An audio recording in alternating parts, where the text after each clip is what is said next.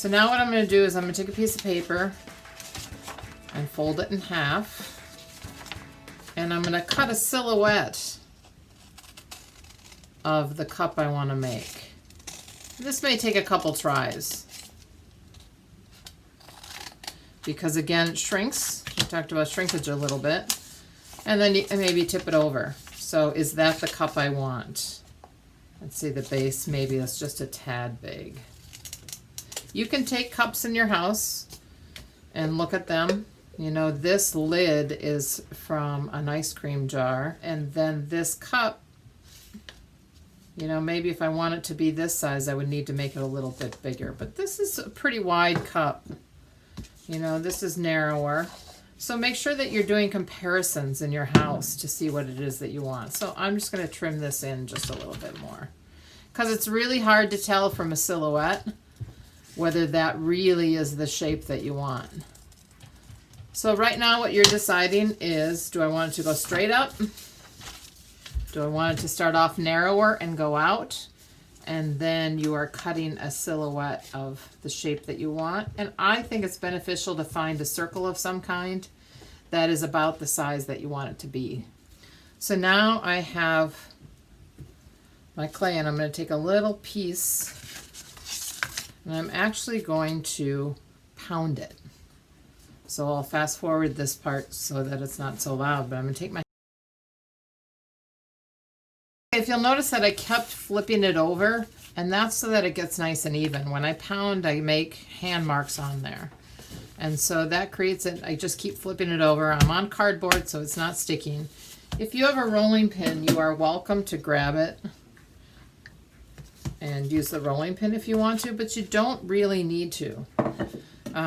You can also toss it a couple times just by flipping it over and gently pulling that clay towards yourself as you let gravity do the work. And I have a really nice thin slab. You can see that we're working, because these are cups, we're actually going to make these right around 1/4 of an inch thick. So that is pretty thin. So I've taken more clay than I need, and I'm going to take my circle. Like I said, it's hard to tell how big you want your mug, so it's nice to find a circle.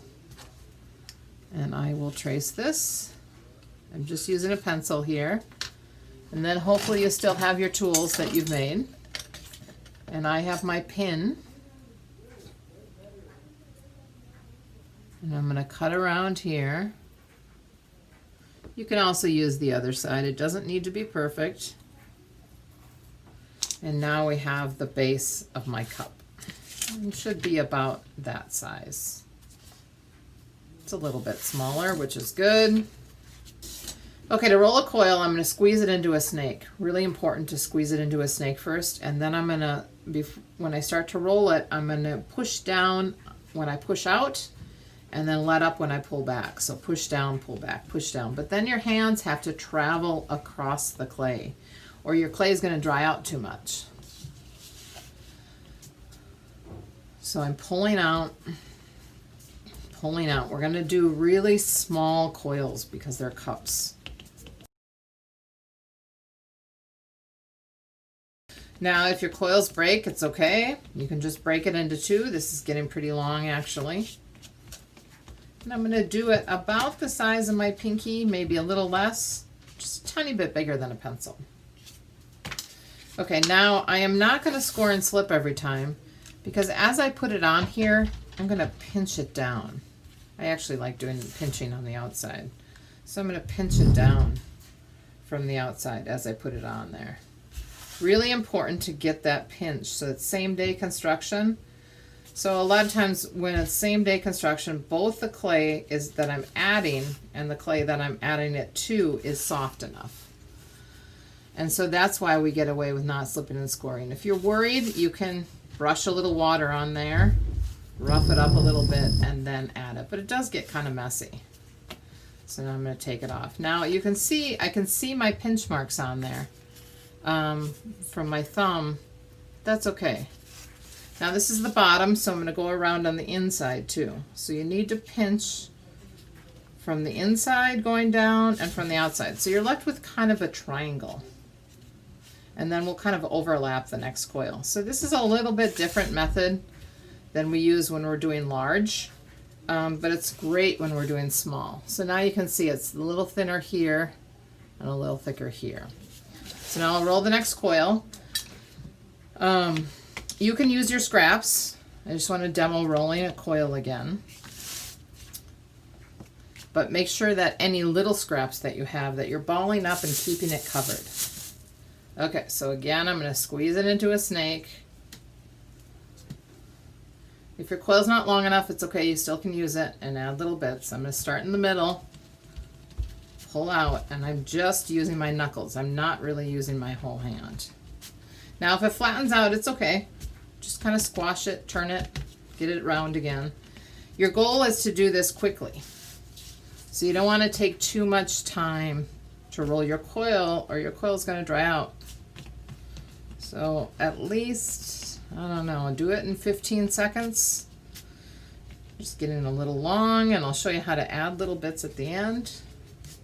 Okay, so now what I'm going to do is I'm going to put it on here, and I'm going to again pinch it down so I'm overlapping it.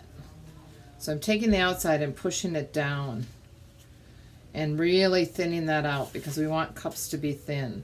Now as far as shape goes, mine goes in like this.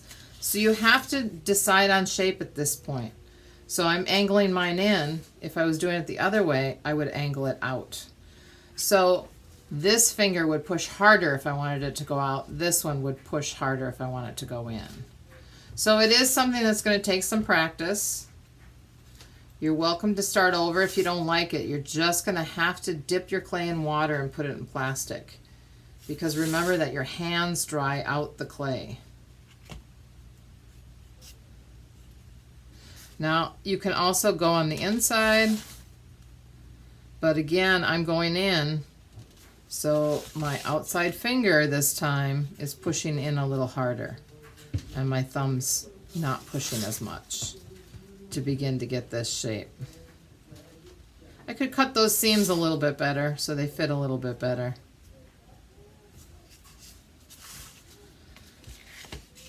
So one more, and then we'll do it super speed. So I'm using a partial coil. You can see that it lengthens as I pinch it, so I usually don't put the whole coil on. I'm just pinching down, pinching down, pinching down. So now you can cut this to make a nice seam, but I can add my next coil on there and just pinch it together. So I'm taking the outside of this coil and pinching it over the underside of this coil. All right, I'll keep working.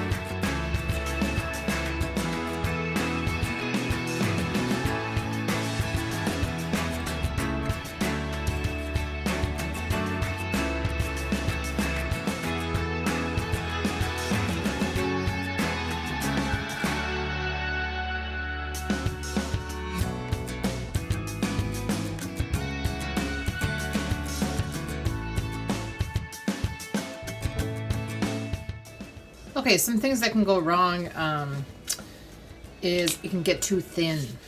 So if you're pinching and it starts to get really wobbly, you're just pinching too much. You can take a little piece of clay, dip it in water, add it to the thin part and pinch it in to thicken it up, or you could start over. The other thing that can go wrong is one side can be a little higher than the other. So I'm just going to take my pin tool and cut off that side that's a little higher and then pinch it nice and round. We'll be talking about the lip, making the lip look really good. But now I'm going to go through, and if I feel like I want to blend some of these a little bit more so there's no deep creases in there for my design, I'm just going to hold my hand on the inside and just go through and kind of pinch it. And you also can paddle. So if you have a ruler or a wooden spoon or a little board, we're going to go through and begin paddling those. I like it to just be a little harder, but paddling can help shape too. So you can take the outside and paddle. A wooden spoon is probably great, so we'll talk about that. When you wrap it up, make sure you take your plastic. You can keep the cardboard in the bag so it stiffens up a little bit and wrap it up like that. All right, good luck.